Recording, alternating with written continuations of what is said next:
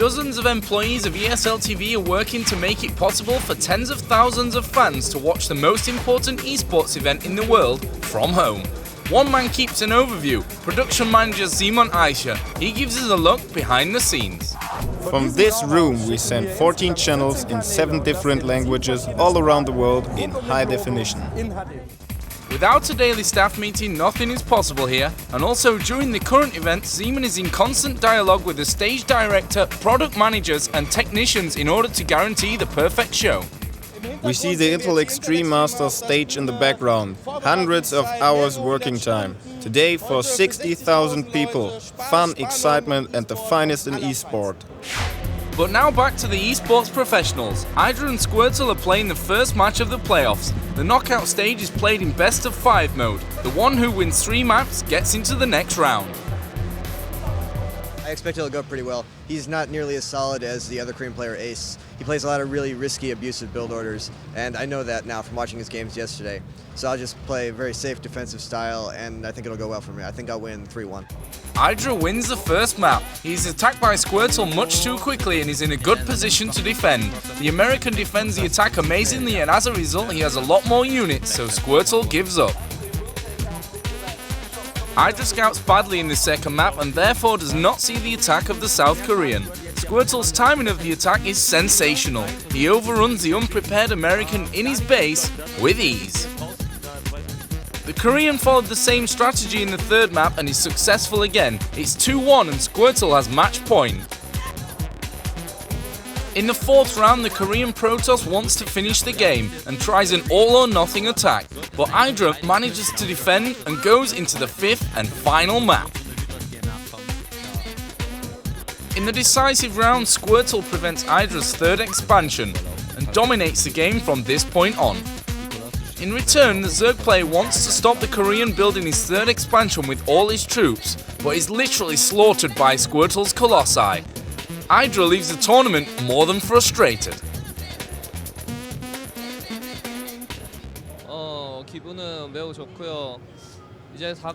Now I'm playing against Moon, another player from Korea. I think it's gonna be very hard, but I hope to advance to the finals. The way he plays, it just turns the game into a guessing game, so it's a very bad way to lose. I'm very disappointed. The second quarter-final is held between the Swede Morrow, winner of the Gamescom tournament in Cologne, and the Australian Moonglade. For most of the spectators, it's one of the surprises of this World Championship. The first map, Morrow can still win, but then favours turn to the Australian. The second map is an epic battle of 2 huge roach armies, in which Moonglade wins for himself. In the third round, both players go for a Zergling and Baneling combination, but Moonglade shows a better micromanagement and goes 2-1 ahead. The audience, including many knocked out StarCraft II players, enjoy the show. Morrow's fans cheer on their favourite. But in the fourth map, Moonglade sets up a huge roach army once again and destroys Morrow. He's the only non-Korean in the semi-finals. I'm very happy I've made it this far, and it feels amazing that I'm the last foreigner standing, and I really want to do well and get at least top 2 and make it to the finals. Together with his roommates Show and Soccer, who didn't survive the group stage yesterday, Moonglade wants to celebrate his run into the semi-finals. The trio explore the Lower Saxony state capital, settle in a cocktail bar, and just enjoy their time together. Good food and a glass or 2 shouldn't be missed, of course. I feel very fortunate to be sharing a room with these guys. They're very kind, and they're my new friends for sure, and they've been very supportive of me over the few days that I've been playing. And yeah, it's great to just hang out and chill out after a day of playing. I appreciate this time outside the game. Even if I lost, I still feel that I can still hang out with everyone else, because it's just a game, and there's so much else here, and I really appreciate to hang out with my roommates. I mean, like, the game is the game, like, we're enemies in the game, but outside of the game we're just like, if you get well along with them, it doesn't matter what happened in the game prior to that, you know. On the fourth and penultimate day, the finalists are determined. The first semi-final is purely a matter between the Koreans Moon and Squirtle. For many, Moon is the favourite because he's not lost one single game until now. In the first map, Warcraft 3 superstar Moon supports his legendary status and takes a 1-0 lead. But in the second round, Squirtle shows he's unimpressed and balances the scoreline. In the third map, Moon attacks Squirtle's base, manages to destroy a lot of workers and gains a clear advantage. With his final attack, he overruns his opponent and goes 2-1 ahead. In the fourth map, Moon has match point and plays very aggressively to force a decision, but Squirtle is once again completely unimpressed. He defends strongly and pushes Moon with his counter-attack mission. In the all-important final map, Moon shows all his skills. He constantly shows fake attacks and irritates Squirtle. Squirtle has no idea what his opponent is up to and has nothing to counter the final attack of a massive Hydralisk army. Moon goes to the final with a 3-2 victory. First of all, it was really exciting because I was meeting Squirtle, who is a really good player. And during the third map, if Squirtle wouldn't have done a big mistake, it might have went different.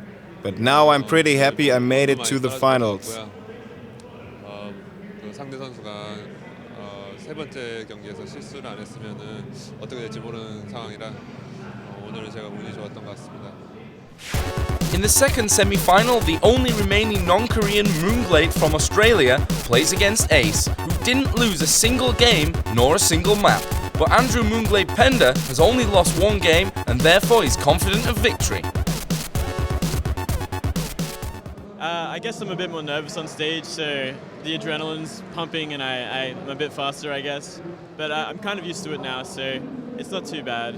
Maybe he is more nervous than me, so maybe that'll work in my favor. But yeah, I like the stage, so I can't wait. Both players share the same strategy and execute it very successfully. Ace expands very early for a Protoss player and Moonglade produces a huge roach army, but the timing and micromanagement of Ace are better. He goes 1-0 up. The proximity of the two main bases in the second map is a clear advantage for the Protoss player Ace. He exerts great pressure on his Zerg opponent and prevents him taking the important third expansion. The Australian can't counter the final attack by Ace. In the third map, Moonglade starts his macro game and keeps it balanced for a long period of time. Both attack each other with their main army in the base, but Ace has just spread a lot more stalkers over the entire map, forcing the last remaining non-Korean to surrender. Despite his loss, he's gained many new fans in Germany due to his nice character. When I started to play StarCraft 1 in the beginning, my goal was always to finish first, but I never had the chance to become one of the best. But right now it's a really good opportunity to be champion. And I know that Moon is a legend in Warcraft 3, but this is StarCraft 2, and I think I can beat him. I will beat him. I'm very disappointed I lost like that. I feel I didn't give it my best, but it's okay. I'm very happy I made it to the top 4 at very least.